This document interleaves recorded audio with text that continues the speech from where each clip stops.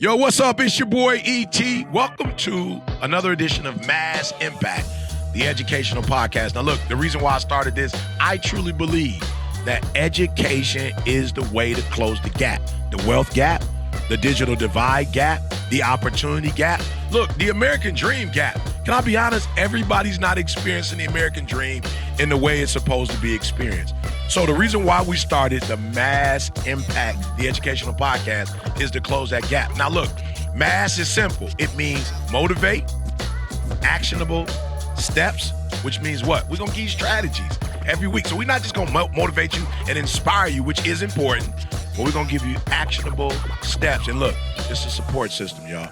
Thus M.A.S.S. It's your boy E.T. Now you know. Let's go. Yo, what's up? It's your boy E.T. Hey, always super excited, but of course, little damper on the energy. It's a lot, going on right now in our country in terms of violence, and violence is always a negative thing. Anytime we lose life, life's it's so fragile. But when we start losing, our babies as well, our elderly, our babies is, it's just tough, So this is a tough season, but through prayer, through family, through counseling, through support, we gonna get it in again. Welcome to another edition of, M.A.S.S Impact, where literally, we believe in making a massive impact. The first one, I think is super important right now. We need to be motivated, inspired.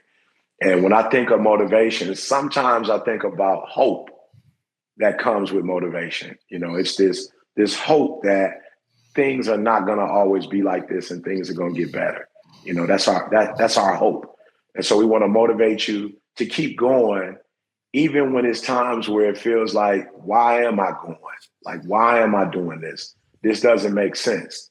But here's what I say. We must not turn the leadership in the world over to people who don't know how to shepherd and take care of it. We cannot surrender. We cannot give up. We cannot, give in. Number two, accountability. And I think Steve Kerr did a phenomenal job, last night in saying, hey, who are the leaders that we should be relying on and what should they be doing? And that's what leadership is about. Leadership is about knowing what your responsibilities are and doing it.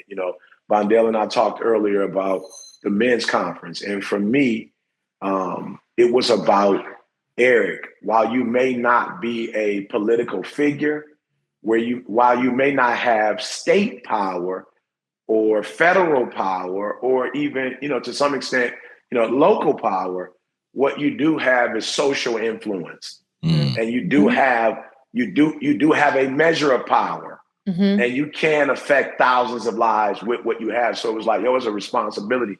And I say this, when I say accountability, like I mean this from the bottom of my heart.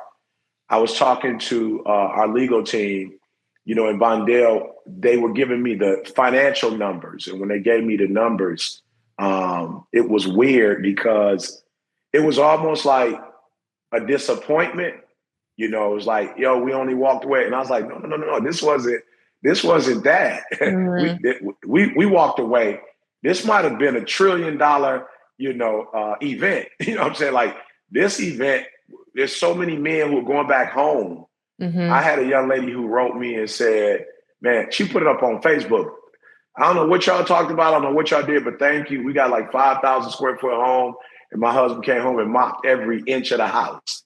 You know what I'm saying? And so for me, I was like, whoa, that's what I'm talking about. And then her girlfriends were like, hey, give me the link for the next one, because I need to send my husband so he can come home. And so even the women who came home, more knowledgeable about, how does my husband need my support? How does my son need my support?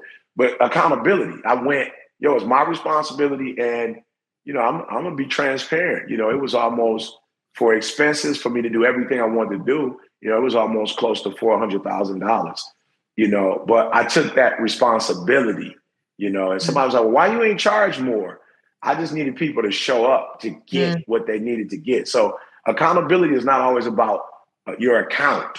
is not always financial. Accountability is knowing what you have the ability to do as it relates to moving the needle and doing what you could do. And I thought Steve Kerr did a phenomenal job. And then we talk about support system. I think that's how, to me, when Pastor TJ preached about the difference between a lion, and the African, wild dog. And he was saying like, the lion really only has a 20%, success rate, and you see it. Like if you ever pay attention to wildlife, you see animals getting away from like 3 lions, they getting away, Yeah. But he said, the African wild dog is really the king of the jungle because they have an 80%, success rate. And one of the characteristics, that he mentioned that I thought was phenomenal was that, like, for those of us who know anything about a leopard, they can run like 65 miles per hour, but it's like for a mile or two. He says that the African wild dog has the ability to chase you for an hour. That's a long time. That's a long time to try to get away from somebody. You know what I'm saying? Like, I remember being a shorty, me and the homies playing on 75th, in Halstead. We doing our thing hiding, the train tracks, on 76. But I was quick, but I would have to get you in the first 2-3 minutes. Like I couldn't run that fast, that long. And we need the African wild dog endurance when it comes to supporting each other. We don't need to support each other. I tell people as a pastor, everybody gonna be at the funeral. Everybody's gonna, be at the burial site. Everybody. That first week, everybody gonna be pouring into you. But 3 months in, 6 months in, 8 months in, you're not gonna find the crowd. But for those of us who have the ability to support, that's when we are able to help people, when we can get into, and I showed a relationship with Jeremy Anderson. A lot of people know Jeremy. I showed a picture with me and Jeremy when he was 8 years old. And so people think, oh, you just met Jeremy. I've been knowing Jeremy since he was 8. I had relationships on the stage that started in 89. I had my piano player we were freshmen together in college, and so when you can support people for 30, 40, 50 years, it's just a different level. And so again, M.A.S.S, M-A-S-S, motivate, accountability, support system. We believe that these are the key ingredients, to success. So again, to all the families, over the last it's been a rough month, this month, and for those parents who had to relive what happened to their babies, over the years as a result of the mass shootings we're seeing now and all of the stuff on television, their parents who've experienced it 3 years ago, 5 years ago, 10 years ago, and so we want to say our deepest condolences to you. We will never try to pretend like we understand, but we're human and we've all had our losses. We've taken our losses. And so we just, we pray that the Lord would just give you comfort, peace, and understanding, during this time. So talk to us, Katie. What's our topic today? And how can we help the people, man? Hey, if it's only an inch, just grow an inch, as educators. Yes, that's what we're going to talk about. How can we help the people? So, and I will say, because my husband went to the MAN conference too. So I just have to comment. Mine came home with roses. He didn't mop the floor, but he did walk in the door with roses. Question. So I'll be sending him again next year. Praise God. Praise God. I love it. It's, again, I don't think that it's a particular change, but to come home and acknowledge your spouse, your children. That was the goal, just to come home. And we had a little treat, we had a surprise. I don't know if it was Toby or Q. I don't remember which one, but they invited Dee Dee to come on stage. And I heard about that. I'm saying? They got a little, Dee Dee's like, y'all sure y'all want me up here? Because, EPG, I'm not PG. So, I'm saying, y'all sure y'all ready for this? And it was a lot of guys wrote me and was like, yo, E, I needed that. Dee Dee stole the show. So I say that just to say, yo, like, ladies, we don't want you to think man conference meaning a man in isolation. No, we mean, let's start with the man first, but he interacts with his spouse, he interacts with friends, he interacts with children, he interacts with his parents, And so we just need to understand who he is so we can help him, be the best version of himself. So super excited he came on home with those roses. I did take Dee Dee on a trip with me the next day. I had to speak in Nashville. So it was like, I guess that was, my, whatever. But when you say helping people today, specifically, how are we going to do that? Because I know I'm ready. I know Sam is ready. We got a special guest coming in. I know Vondale is ready. Yep. Yeah. So school climate and culture was already on our list as our topic today. And, Vondale, as part of our crew here, has had some tragedy in his community that we've been praying for him and them, and we'll give him a chance to chat about that today. But we said, we were already going to chat about school climate and culture. Why don't you share with us? I know you have ideas on your heart of ways that we can, as educators, community members, help influence school climate and culture to support everyone who needs support right now and to prevent, to intervene, whatever we can do so that, we're seeing less tragedy and we can support and love on the people amidst tragedy in our community. So we'll give you a chance, Vondale, hopefully jump in and share your story. And I know you've got ideas for us on ways that we can help support. And let's bring AJ in right now too, because she's a guest who also has been working hard in her community to help influence change. And I don't know if you want to tell us a little bit about AJ. I know you guys know each other. I do, but you know what's so funny? You never know. This is why school climate is so important. I started volunteering specifically at Sexton. I had a good friend of mine. He was at, I believe it was Everett when I first came. Coach Danny Bogan and I established a relationship, I think, 96. In 96, he and Emil, Mr. Islander, and it was one other person, Mr. Cleveland Henry. And I established a relationship with these guys way back in the day. End up moving up, and I didn't even live in Michigan at the time. It was at Huntsville, Alabama. I would come once or twice a year to do different programs here. It's odd, but I ended up moving. I ended up moving back to Michigan, but more specifically to Lansing, which I could, I'm from Chicago originally, Detroit, so I would never imagine that I would move somewhere. Like if I left Huntsville, I thought I would be coming home. But I ended up coming to Lansing, ended up working with Sexton because Coach Bogan was the football coach. And the weirdest thing, I have more staff members and individuals that support me from the Dub than I have from anywhere else. Like, it's the craziest thing. My assistant pastor is from Sexton. My right hand, CJ, of course, is from Sexton.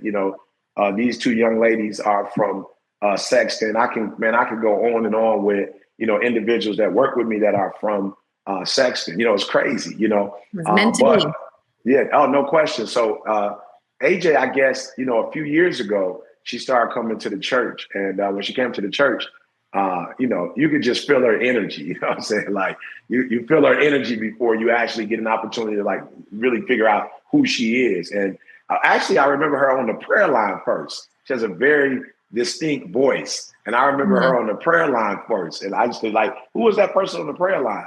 And then eventually from the prayer line, she started coming to the church. And we, just hit it off as soon as she came up. The energy, the love that she has. And when you talk about school climate, she'll talk about that because we all find ourselves back in the school environment. And so she's doing some phenomenal stuff, unfortunately, centered around gun violence. And that has started to, it's starting to rise in Lansing. It was not a problem we ever had.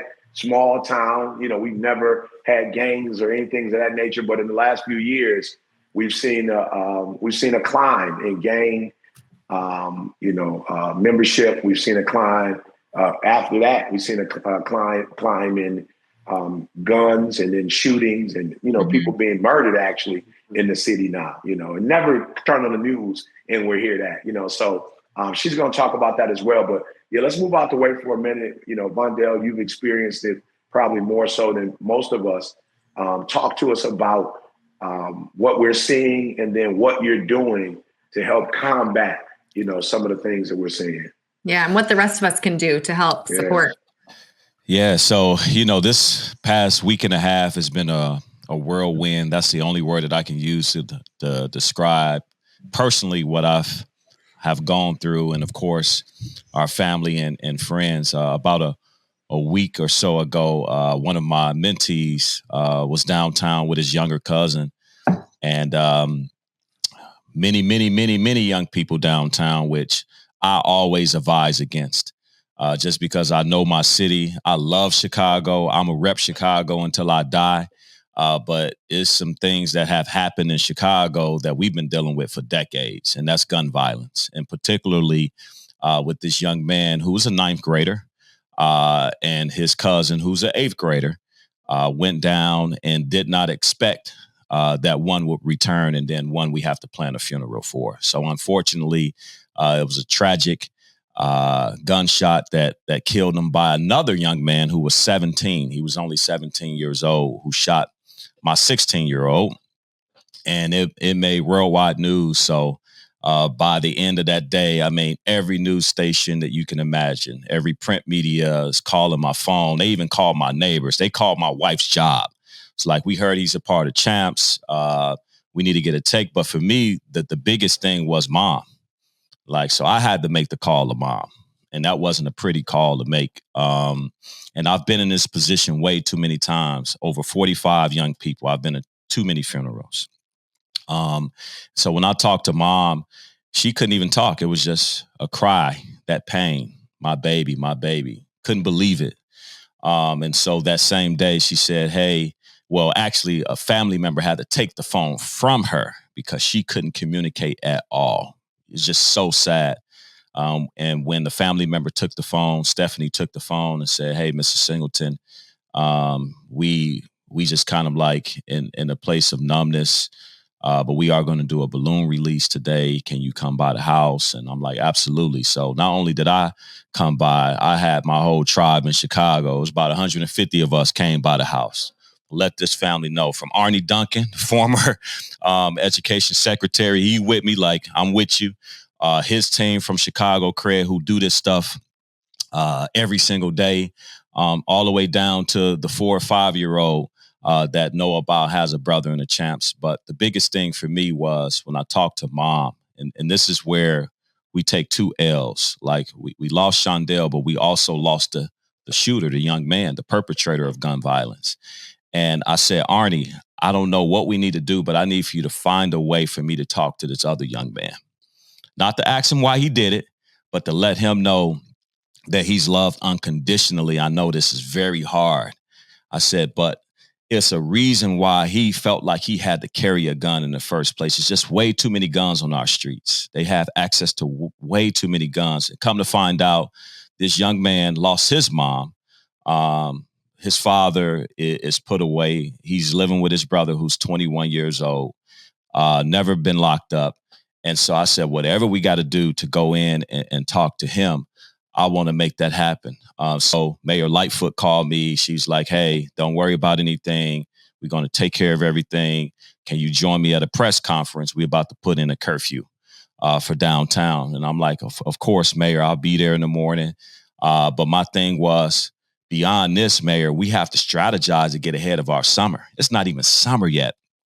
And this is like a bad look. She said, no. I said, yeah, you need to come in and talk to our young man. She said, talk to mom already. I'm absolutely going to do that, whatever we need to do. So Monday, what's the day? Wednesday, Monday, we had a major citywide youth action summit. Every organization in the city, both South Side, West Side, North Side, the room was jam-packed with hundreds and hundreds of people that touch youth. And I, of course, was asked to open it up and just share my heart. But the big thing was, mom said, the only way that I can heal is if I can come sit in the classroom. I want to walk through the doors where my son walked. He loved Champs. He loved your program. Can I please come in and hug your young men? And I thought it was strange. I said, you sure, Miss Holiday, you want to do this? She said, yes, I haven't slept in 3 days. So she came in, and just so happened NPR, WBEZ, they were coming in to actually get an interview with the young man. And I said, hold on. I didn't even know until like last night mom was coming in. Is it okay, mom, for them to stay? Because I'll move NPR out so you can sit and get healing. And she said, no, it's fine. And when I tell you, it started to heal my soul, but something happened to me. The call shifted in my life. I said, not only do I need to do mentorship, and that's preventative, but I also need to be aggressive and go online and violate and go against gun violence actively. So God added another call to my life, and I'm very serious about figuring out what we need to do. And then, of course, on the heels of what just happened last night, as you mentioned, E.T., I thought Steve Kerr used his platform and voice, not just as a coach of the Warriors, but we got to understand that Steve lost his father to gun violence too, and a lot of people forget that. And so he's very adamant about stricter gun laws and calling out to, you know, local officials, senators, and et cetera. But something needs to be done beyond our programming, beyond providing resources. I think there need to be more jobs. I'm calling for, especially like our downtown, where a lot of our young people feel safe, and navigate for businesses to open up internships and apprenticeships to start training young people and bring them in the summertime and throughout the year, because it will be more investment on both ends. It won't be us versus them. And also with police, we need liaisons in between the police, because there's no trust with the police department. And so I think there's a lot of things that need to happen. But the biggest thing is putting our arms around our families that are hurting and figuring out what resources they need. So counseling, spiritual resources, programming, food, making sure those types of things happen in the immediate.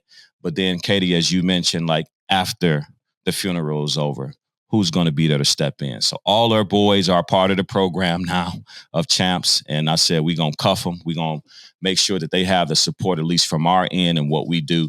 But I tell you guys, it's been a light in the midst of all of this darkness, where God has given me an opportunity to really get to some other people that I wasn't able to connect with before all this happened. They listening. So prayers to the family as we memorialize him on Saturday. Yeah, I love it. They're listening. They listening. They're listening. This is a time for you to listen. This is a time for you to do an inventory. Who's in your community?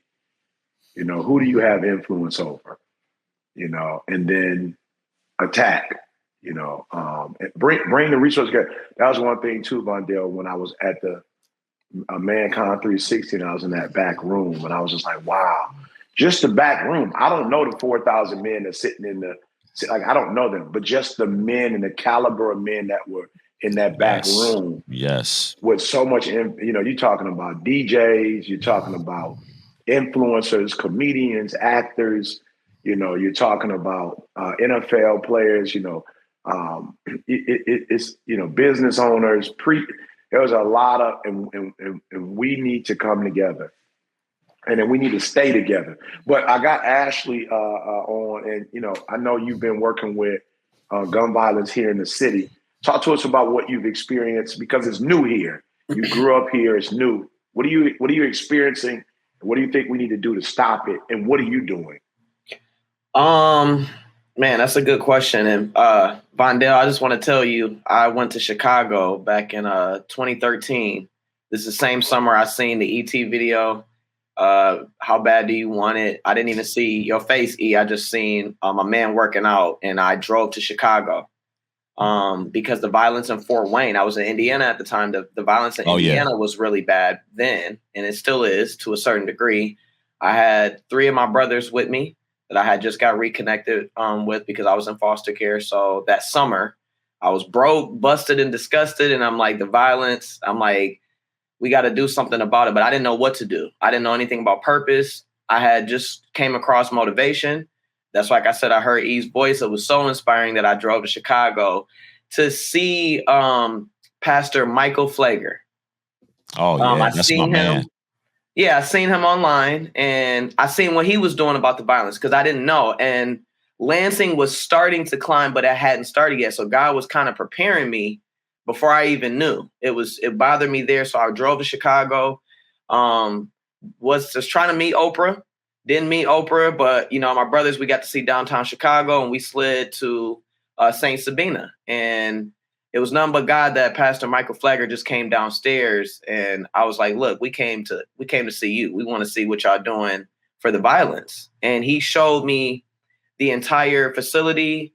The community center is what I saw. And he told me how Derrick Rose and, you know, a couple players come in and what they did. They showed us the gym. They showed us the studio. We actually got to see some of the kids. And I had a moment in front of the building where the kids were taking down pictures of murders of their siblings and their friends. And they were putting new pictures back up. And I hadn't experienced this in Lansing this way. And then I met the group of mothers that had lost their sons, all the women that I met. And I couldn't control, you know me, I'm emotional. So immediately I'm like, how is they walking around like this is, I just started to cry, man. I didn't know what to do because I felt overwhelmed. But then I saw what Dr. Michael Flagger was doing and him calling these gang meetings, and he had this group of gang members walking around the neighborhood. And I didn't hear, I was scared to go over there. I ain't gonna lie to you. I was scared to go over there to Southside Chicago. I didn't hear one single gunshot, but I saw what they were doing in the city. And I was so inspired in 2013 that I haven't stopped the journey ever since. And it's just none but the grace of God, because I didn't know ET was in Lansing. This is me just looking for purpose and looking for how the people that are handling, because Chicago people, you know, they call it Chirac, you know what I'm saying? So I'm like, let me go to Chirac and see what they doing, because there's people thriving in Chicago still. So that inspired me. Fast forward, man, it's nothing but the grace of God, because I met E working at the Boys and Girls Club and volunteering, and then it turned into a position. And then I started to see that these kids need programs, like you said, resources. Then I started to find out personal issues and beef going on. One thing led to another, led me to creating a mentorship program. Then that led to me coaching basketball, 7th to 8th grade, went into boys basketball coach, and then went into the girls. Now I'm on varsity boys. And this past 2 years during COVID, we were locked out of sports, football more specifically. Now I coach basketball. So what we did was we made sure there was a way for our athletes to get in, even though COVID was going on. But the football team, there was nothing for a year. And we lost 4 football players to murder. Same team, friends. These were public shootings downtown in front of other kids, like you said. Very gruesome. And these were kids that I knew, like you said.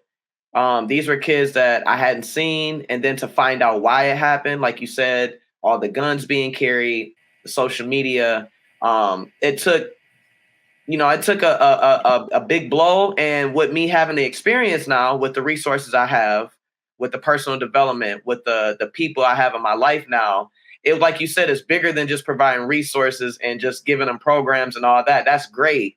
But I was like, I need to do what Dr. Flagger did and what I see APOC doing. You need a space, first thing.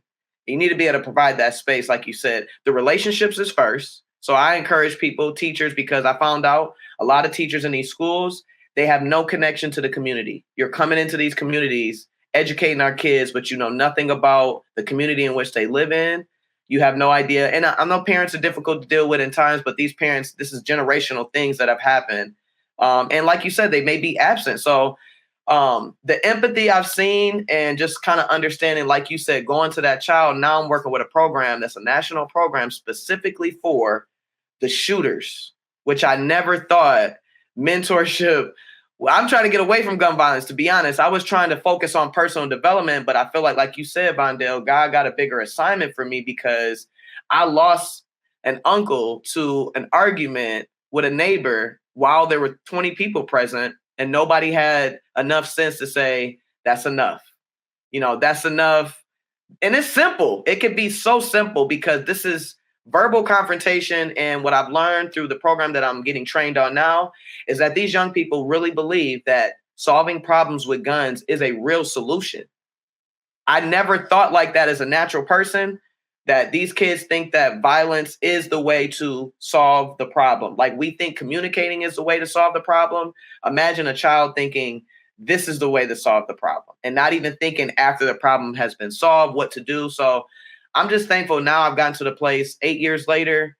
With me doing the work on myself, I don't think I would be in a position to do this, because God has orchestrated a similar situation that I saw Dr. Michael Flagger do, and he's still doing right now in Chicago, and it's making a huge difference. It's saving lives every single day in that area, like you said. But we need more people doing that, like you said. You need more community centers that can cultivate that space where you can have an ET come in, where you can have a Katie come in, a Sam come in, you, Vondale, to come in to financial literacy. And these things are all in a hub, just like school. You got science, math, reading. It's all in the same building, right? You got your extracurricular activities. I think community centers and people with organizations need to take that approach now, that our kids, especially our teenagers, our young men and women that have phased out of youth programming, city programming, they're too old. They don't like sports as much anymore, right? They like making money, but they don't like sports. So entrepreneurship is very big. But like I said, it's about the environment. Now I'm learning that these kids they're not just looking for people to build relationships with. Yeah, that's big. You said something. Yeah, you said something that is super key. And I heard an adult male say this morning on a debriefing call. We were just talking about the conference and what they got from the conference. And this kid, he's an adult male now, but he said when he was coming up in Flint, I actually went to his school, the University of Michigan in Flint. And he said, E.T., the thing that was so crazy when you spoke to us like you are our father, And I was like, yo, that's crazy. Like, I know for a fact that, that I have this heart, but I was just like, wow, the fact that he picked that up and the fact that I spoke to him as a father would speak to his son and he's still with us. He actually volunteered at the conference. So he's like, yo, I graduated 10 years ago. But like, the fact that you spoke to me like a father is the reason why I've continued to follow you in any way that I could ever help. And so I say that to say, if you ever come to our conferences, you're not just going to see, African-American males with an urban experience. You're going to see people from all walks of life. Why? Because people from all walks of life are able to tell E has done the work to be able to relate to us. You feel me? And I think people love when they know, yo, you don't have the same experience I've had, but yet you care enough to figure out. Man, now, of course, studying Spanish is something that, I probably put a lot more energy into. And when I'm in that community, I try my hardest, to speak the language. But for instance, I'm not Haitian, but just to get in the car, like if I'm in a car with a kid who's, from Haitian descent and I say, "Ça passe," just alone, he like, what? You know how to speak?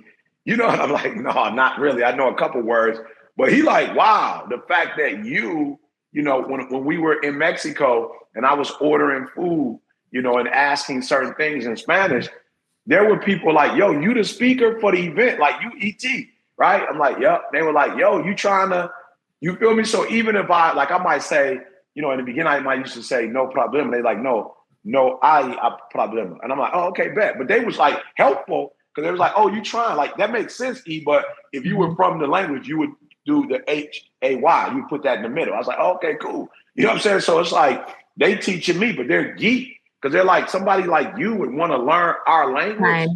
And so that's big what you said, AJ, and that's not something that I often teach. But I think when you're in communities and people understand that you care enough about them to know things about their culture and does that make sense? Yeah. And to your point, if when I'm with Jalen's basketball camp, I'm out there doing the stretches.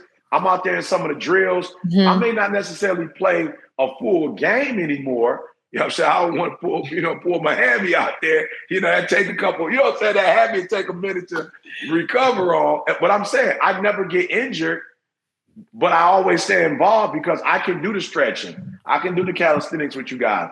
I can do the suicides. Like that part I can do, and the kids, man, they love when they like E.T. out here with us, doing the drills with us, and I'm old school. So I don't do the offensive part, but I still get my Dennis Rodman on, you know what I'm saying, and do a little defense on, put a little elbow on them and give them a little resistance as they come into the hole, And so I would just say that part doesn't require anything but vulnerability.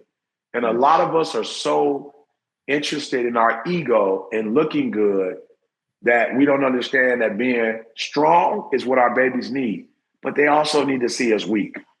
They need both. And so I love that, AJ, that whole construct of like understanding people and trying to meet them, where they are. And then, of course, you want to take them somewhere after that. You can. That's good. Sam, I know you were in St. Louis, same situation, a lot of gun violence. You guys had issues even at, your school.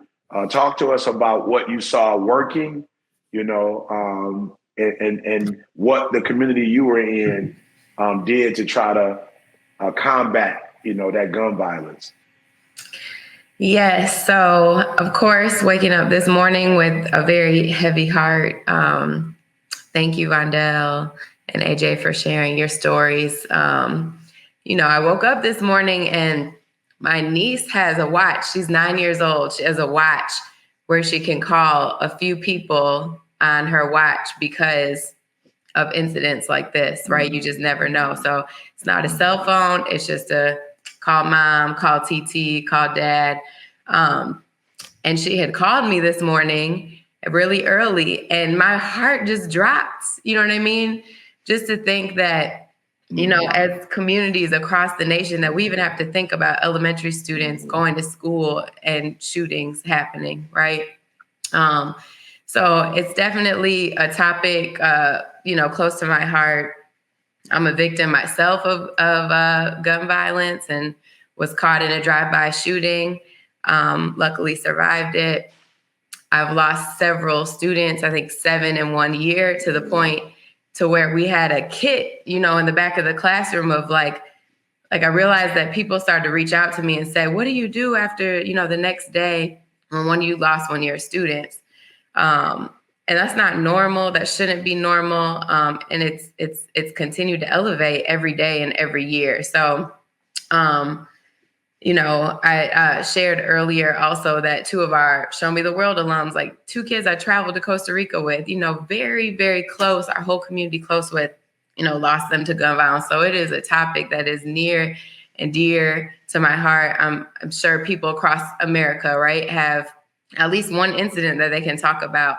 And so I think we have to demand more, right? As people, we have to demand more. We have to write the letters. We have to make the phone calls. We have to reach out to legislatures. We have to continue community programming, right? Like AJ, what an amazing I'm just like, I want to learn all about the things that you're learning right now. Because we have to come together and this has to stop. We cannot have kids and families fear. Gun violence doesn't happen in any other country like this. I was looking at a chart this morning. We're at the top of the list.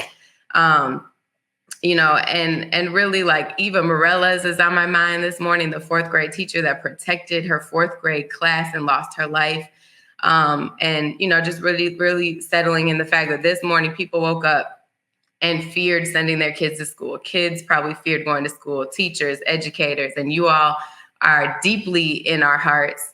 And like you all said, we can't count on the next person. We have to step up. We have to lead. We have to figure out the solutions, right? And we have to do this together because this is our nation, our communities, and we cannot continue on like this any longer. Yeah, you said demand, and we do. We have to demand that the people who are in charge, we have to demand that they do something, and, I was saying earlier, I get it, but this is where having a country of integrity is so important, and understanding that economics has its place, but our country was not founded upon economics. It wasn't founded upon that, if you look at the dollar itself, it says, in God we trust.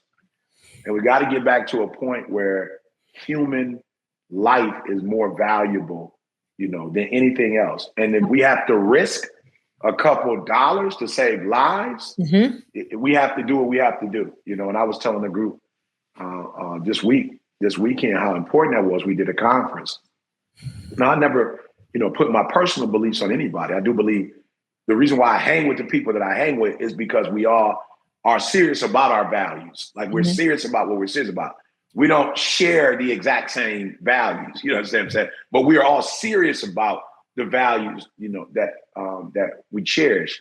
And I was telling them, we had 4,000 men, in one spot. And as a Sabbath keeper, I don't necessarily, I'm not into selling products, for me, what I consider to be the Lord's Day. I'm not into that.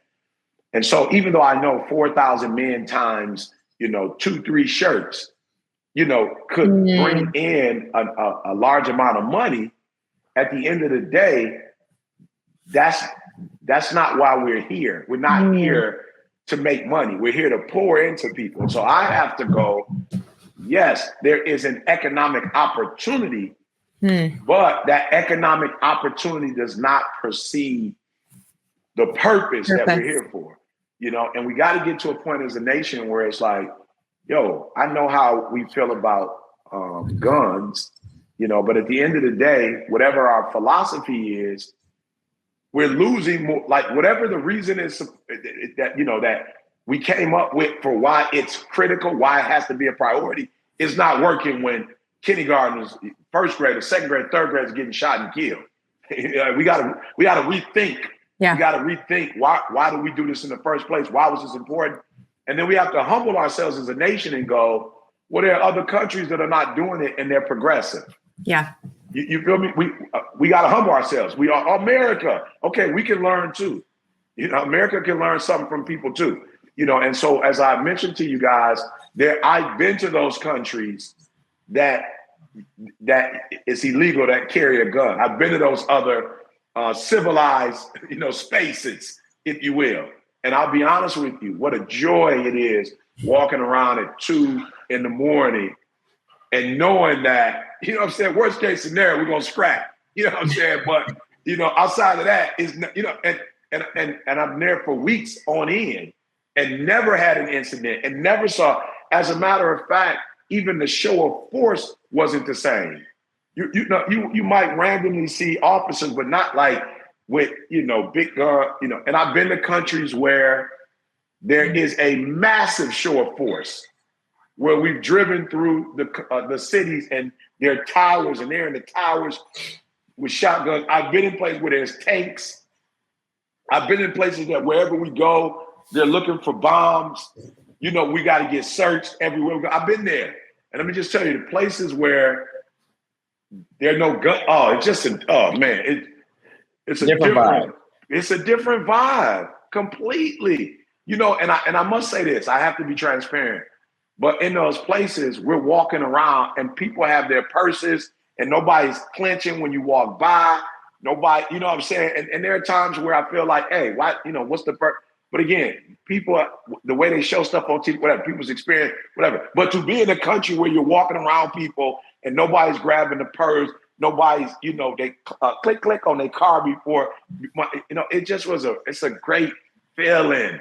It's just being at a place of peace. And I believe as a country, we can get to a point where whatever military we need to have to protect this country, like whatever we need to do, we can do that without losing innocent lives. And more importantly, I heard this question asked. I don't have an answer for it, but man, Vondale, this really hit me. And this is spooky. If we don't address the gun, do teachers got to come to work? Do we have to stop just randomly going to the grocery store? Do we got to start going to grocery stores, as groups? Do we got to start going to the grocery stores carrying weapons? You know what I'm saying? Like, if we don't address this, like, that's the point. That's where we're going to end up going. And what we call a free country is going to be symbolically free or have aspects of freedom, but it's not going to be free. Where my wife is wondering, like, Didi, like, we constantly travel in the world and we just wake up randomly, like, let's go to a grocery store or let's go to it's like, do we have to stop doing that? Is grocery shopping going to have to be timed? Are we going to have to go as a group? Are we going to have to go strapped up?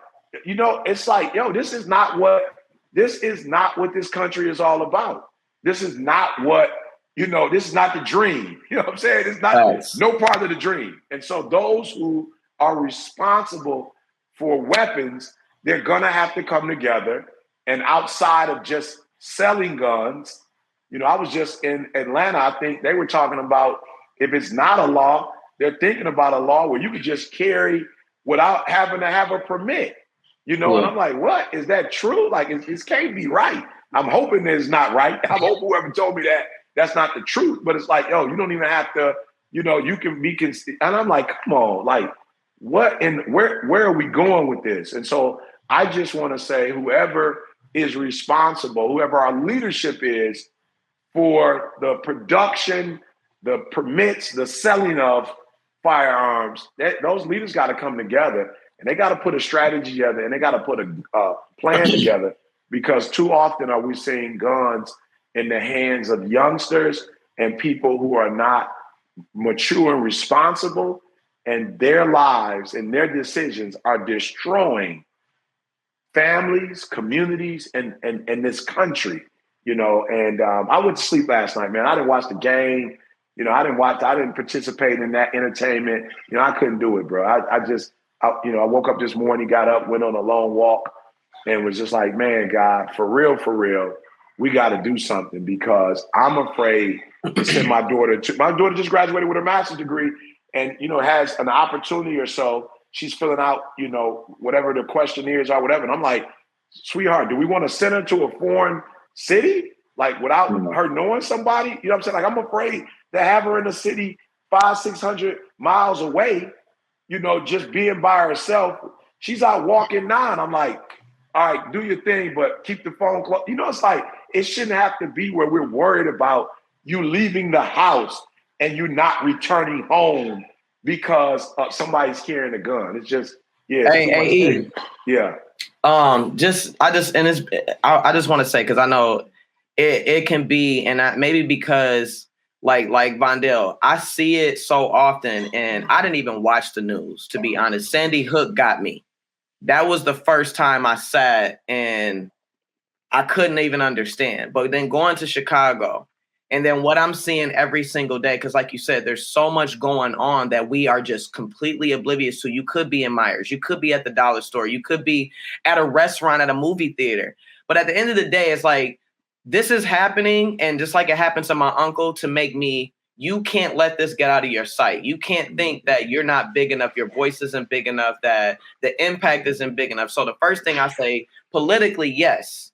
I just talked to he ain't young. He did 20. He's in prison currently right now. I just talked to him on the phone yesterday. I only get 15 minutes to talk to him. And I was asking him about how prison population works. They don't have weapons, but they want to murder each other. And the guards can't save you, right? So it's just like us going to a M.A.S.S and things of that nature. But what he told me was, if you can get there's an established agreement or some type of respect, right? Because the prison population, nobody can control it. Like, and you could be in there innocent and you around here with murderers. So just hearing him say, look, he was like, Ashley, if there was a situation like they do drugs, you get caught with a quarter of anything, you might do 25 years. Why it can't be the same way? And I love our young people, but too much empathy, overuse of our strengths is a weakness, right? Too much empathy about poverty and about, these are choices being made. So if he's told me yesterday, he said, if you give people 25 years, just like you get thrown in a hole in prison, it's a reason why they're not walking around murdering people they want to murder, right? It's a reason why. It's because accountability is so strong. You don't need 1,000 guards. Us as regular everyday citizens, teachers, letting kids cuss, threaten. I got kids threatening to shoot people and they can come back to school in 3 days. And I'm not saying suspend them indefinitely for 2 weeks, but it should be a criteria of accountability that you have to go through, or else you're indefinitely virtually schooled. We are not going to tolerate. This is a zero tolerance policy. So I feel like with the legality of the guns, you shouldn't have to walk around in fear. Your baby girl should be able to go to M.A.S.S, wherever she is, and it should be okay. But should she be aware of what to do if something happened? Absolutely. Just like I had to duck from bullets at a club. Yeah, you're going to have to know what to do, right? But at the same time, accountability in the schools for our parents. I love our parents, and they have trauma too, and they have generational curses just like teachers do. But that is not an exception. That's just not an exception. You have to be accountable administratively. Our administrators, they only can exert so much accountability, right, to the social things, and that's where we come in, where Samantha, where these trips, these things that we're going to give you a point system. We're going to give you incentive. But if you break the rules, you go to the hole. There is no somebody could lose their life. So given chances, cancel culture, you can cancel somebody for saying something, but you won't tell that young man you wrong. You wrong for carrying that gun. Like, because they're telling me E to carry a gun. They like, you need to get licensed to this or that. And I'm like, bro, look, at the end of the day, I've been in so many situations where I could have probably used a gun, needed a gun, but look where I am. If it's going to happen, it's going to happen. Absolutely. So I say don't walk in fear, but accountability got to be much stronger than fear. And we can't be afraid to hold, like you said, our administrators and people that are in charge. It's not about gun control. It's about accountability. Because you can kill anybody with anything. You can kill them with words. You can kill them with strategies, whatever you want to do. But the guns ain't no different. I say accountability is first, and firm accountability, the way we do cancel culture. And then we what's the rehab? You rehabilitate. That's it. Once somebody get 20 years, they gonna change their mind about taking a life, because that's on the line. So that's what I say. Yeah, I say when you say the whole, for me the whole is education. Right? Because when you talk about strategy, a lot of kids don't strategize because they've not been taught critical thinking and strategies. And so I think we have to do a better job in our schools when we put kids in detention. Like, detention should be strategy. Like, if I get sent to detention, I shouldn't just be sitting in detention for an hour. You know what I'm saying? I should be in detention learning. Yeah. I should be in detention understanding like how to do this better. With mentorship. I should be getting some education, because why? What you talk about, that system, I do it with my adult men, because most of my adult men have not grown up with fathers who have been mushy with them.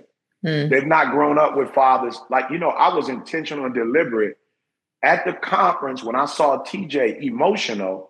I'm like, you shouldn't be emotional by yourself. So I went and got on my knees with him and held him, because I wanted other men to see, like, we should hug each other. Like, most of the men that are in my life is like, when you get off the phone with me, bro, like, flat out, don't call me, don't talk to me if you can't say I love you. Like, I don't know where you come from. I don't know about that macho stuff, but I can't trust you if you can't tell me you love me. If you can't say you love me, I can't trust you. Like, I need to know that you got my back, that you care for me, that you love me. And my wife was like, every time you get out the phone with them, you say, I love you, every single time. Like, I'm going to teach you. If you call me 3 times a day, you're going to say, I love you 3 times a day. And I'm going to teach you that it's okay as a male to be affectionate. It's okay. It's going to add value to your relationship. And especially men who are intimate. It's like, you just can't be mushy. Like, that's not something that's just reserved for it. Like, your babies need to see that. Your students need to see that. Your parishioners need to see that. Like, when we were driving to the event, it was packed. And so Didi was like, you need to go and drive the car up and get out and speak to the people. Like, don't get in the midst of them, because they're not going, but you need to go. And so I was like, all right, bet. And Went was like, hey, man, y'all, thank y'all. Love y'all. Appreciate y'all. One of the guys on the call was like, bruh, you don't understand how hot it was outside in that line. He said, when you came out there and did that little move, which my wife told me to do, he was like, bruh, all of a sudden it cooled everything down. Like, you just coming out and showing us love just changed the mindset of everybody. And so a lot of our young people are carrying guns because they don't know another way to deal with conflict. Because normally something happens, there's some beef, and they don't know. Now, when we were coming up, what I'm saying, breaking was real. We about to break dance. You know what I'm saying? We about to do a rap battle. You know what I'm saying? We about to rap on you. We about to cap jokes on you, whatever. But now these kids don't fight. They don't know how to use other strategies, and all they do is shoot. But if we could teach them, hey, listen to me. If you shoot somebody, you going to jail. And you go, and for me, I don't know that I don't think that's the part. Because a lot of kids, I ain't scared, but I think what they need to understand that even gangsters, you understand what, AJ, even gangsters had codes. Why? Because gangsters didn't want you to kill their families. So the code didn't have anything to do with the man himself. He like, I don't mind dying, but I don't want you to shoot and massacre my wife and my kids. So like, what's the rules? So it's rules to engagement. You know, that was built in that gangster culture. And for our kids, they don't have that, what you talked about. Yo, this is how. And we have them in school all day. These are the things that need to be taught.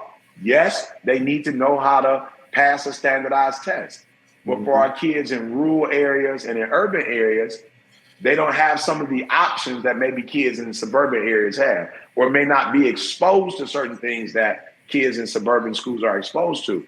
And so we've got to do a better job of not just, here's the kit in the back of the room, but more importantly, here are the strategies that you need to deal with conflict. And that's why we had Mankind 360. A lot of men, it is what it is. They're on some domestic violence and rage because there are challenges due to COVID. There are challenges due to being in a relationship with somebody that has a different personality than you, that sees things different than you, and you get aggravated and upset. Oftentimes what we do is when we have more power than the other person, we use that power in a negative way. You feel me? And you heard Dee Dee talk about a strategy. Dee Dee said we had to get to the point, she was speaking about me probably more than her, but she was like, yo, we had to get in the bed and put the cover on. So people are like, what you talking about? Get in the bed. It's like, no. What we're talking about is either the couch or the bed where you put the cover over your body, and now you don't have that aggressive body language. It's not you. I heard about this. You're talking with, your hands and you feel me? Because when you're talking with your body, that energy can be negative. You feel me? So it's like you put the cover on. Yeah. And you know what I'm saying? You ain't got none of the stuff. You know what I'm saying? You don't have none of the stuff. And so now it's a different tone. You're in the bed or you're on the couch with the cover on. You're relaxed. Your heart rate is slower. You're in a different space. And so now we can talk about what we want to talk about. And once we talk about it, it's like, yo, it's really not as deep as we thought it was. But when you start getting that body language in it, you start getting that tone in it, it starts taking a different direction. And then people start, getting irritated, aggravated, frustrated, whatever, and that turns into stuff. So we were able to teach men between the two of us, yo, here's a strategy. Go in the bed, put the cover, or go on the couch, or get a chair, sit down, you know what I'm saying? Like sit down, put the cover on, and let's just talk. You feel me? And so I think that's what we're missing in our schools is we're missing strategy. What are the strategies to diffuse anger? What's the words that you use? What's the environment? And again, nobody wants to kill nobody. At the end of the day, nobody wakes up in the morning wanting to kill nobody. Nobody wakes up in the morning wanting to get in a cop car. Nobody wants to be separated from your mom. Nobody wants to not go to Thanksgiving. Nobody not Christmas. Nobody wants to be in a cell. Nobody wants to sleep on a little twin bed and eat the food they're eating.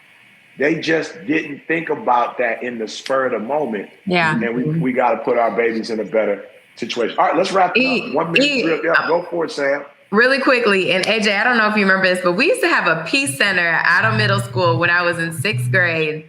And it was grant funded. I don't know if it was at all the middle schools, but I remember being like a peer mediator. We would go, I literally still remember to this day those steps, like in conversations that you take when you're trying to solve a problem. Crazy. We need to bring the Peace Center peer mediation back. We're bringing it back, AJ. We're bringing it back. Wait a minute. Did you just say that was at Otto?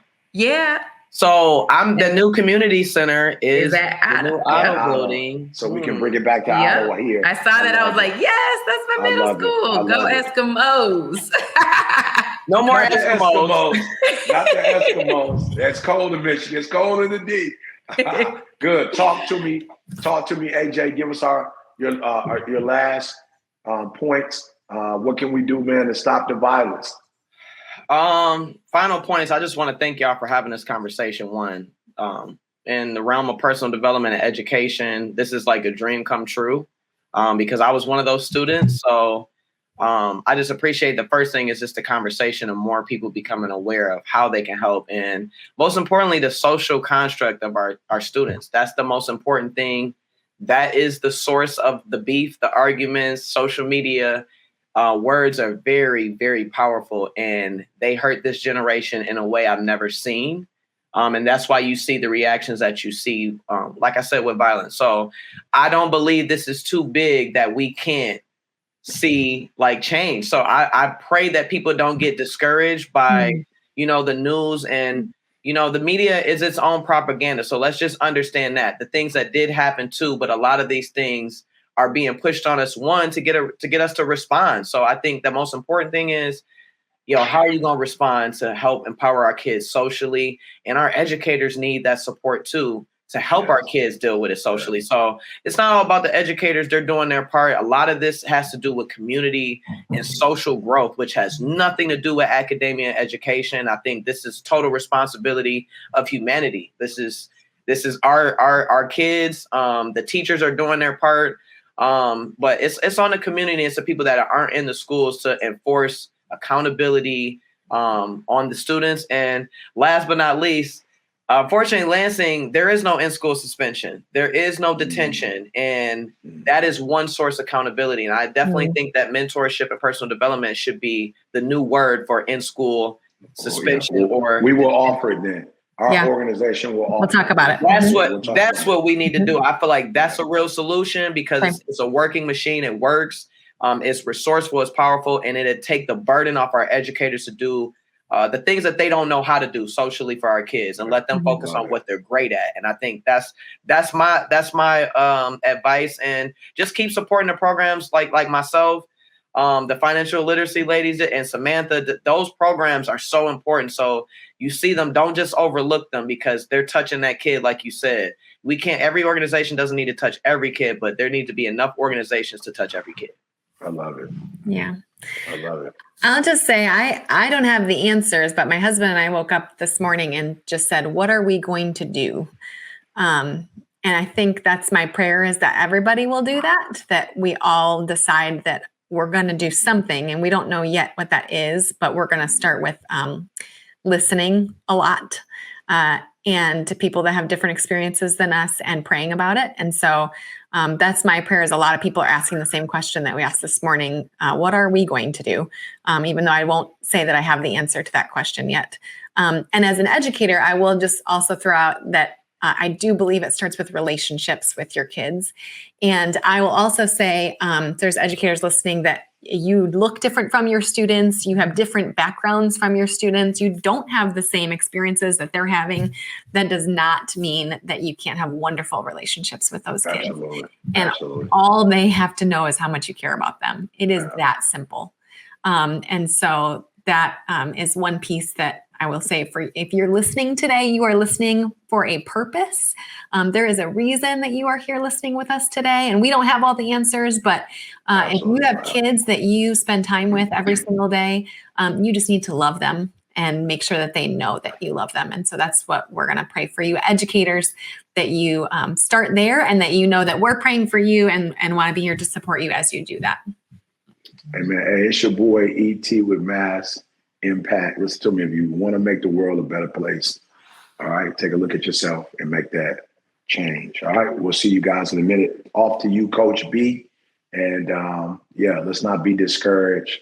Let's be determined to make the world a better place. We're out. Welcome back, everybody, to the Office Hours, of course, brought to you by M.A.S.S. Impact, the education podcast. Now, today's topic is a little bit more serious in tone, but it is critical that we talk about it. We're talking about school climate and culture amidst community tragedy. Now, we've all seen the news. Youth violence continues to wreak havoc, break up families, and end lives tragically and prematurely in our schools. You've seen the school shootings that have happened recently. You've seen what's on the news. You know what's happening out there. And of course, it's difficult to talk about. It's a challenging topic, but it's also something that we desperately need to talk about so that we can be a part of that process of truly creating change. Now, one of our co-hosts, Vondale, founder of the Champs mentoring program out in Chicago, unfortunately recently suffered the loss of one of his young mentees due to gun violence on the streets of Chicago. So, of course, our heartfelt condolences and prayers out to both him and that student's family. But our guest today, Coach Ashley, is also an educator and a community leader who's partnered with schools and community organizations in Lansing, Michigan to address and prevent youth violence. So a lot of the people that are having this conversation with us today, these are not just people with opinions. These are people who are very, very close to these situations that we see happening today. Now, both Vondale and Coach Ashley believe that we must take a village approach in dealing with this social issue. Everybody needs to get involved. And that's why it's so critical that you're here. That's why it's so critical that you're watching these episodes of Mass Impact. It's why it's so critical that you're plugged in with ET. It's why it's so critical that you get involved. It's not just an issue with the students. It's not just an issue with the parents. It's not just an issue just with the teachers. It's not just an issue just with the administration. This is going to require a holistic approach, and you are a part of that. Everybody has to get involved. Everybody has to contribute. Everybody has to do everything in their power to make sure that situations like this don't happen. We have to give these students the support that they need so that they don't feel like they want to go to a school and cause violence. We have to give the parents the support that they need. It's our job to take ownership. Remember, ET always says, you owe you. What does that mean? It's about ownership. If we don't like what we're seeing, we need to do everything that we can to pitch in and help with that village mentality. Another thing that they mentioned was that we have to demand more from our leaders. We don't have to ask. We don't have to hope. We have to demand more from our leaders. We have to write the letters. We have to make the phone calls because this has to stop. And again, it's a difficult topic to talk about, but it is something that is oh so necessary. We would love to hear from you. What are your suggestions? What can you do? What can we do to all get involved? Like we said, it takes a village. So what can we do to help solve this problem together? Now, recently, I was listening to an old Jim Rohn podcast, and it was something that he said in there, and there was this quote where he said, how much money should you make? He said, all the money that you can make. He said, how much of an impact should you make on other people's lives? He said, as much impact as you can make on other people's lives. How in shape should you be? He said, as in shape as you possibly can be. And it was so interesting to hear somebody talk about this idea of potential, but he talked about it in a way that was so easy to digest. He said, you should do everything that you're capable of doing. You should be everything that you're capable of being. You should have everything that you are capable of having. And that made a big impact on me, especially as we're talking about this concept of everything that we've been seeing in the news lately, all of these tragedies. What would happen if all of us were as good as we possibly could be?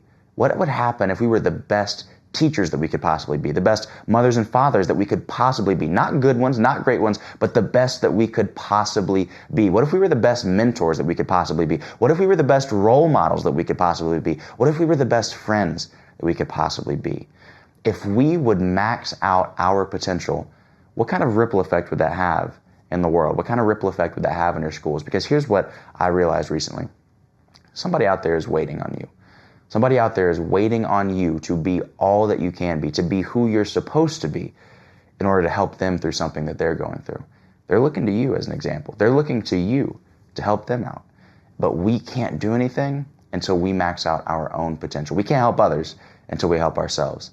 And so between now and the next episode, I just want you to spend a little bit of time thinking, I know I'm doing good. I know you're doing good. You are pretty sweet the way that you are. I'm not going to lie. But what could you do to reach your potential? Something that's really worth thinking about. So until next time, thank you so much for watching M.A.S.S. Impact, the Education Podcast. See you on the next one.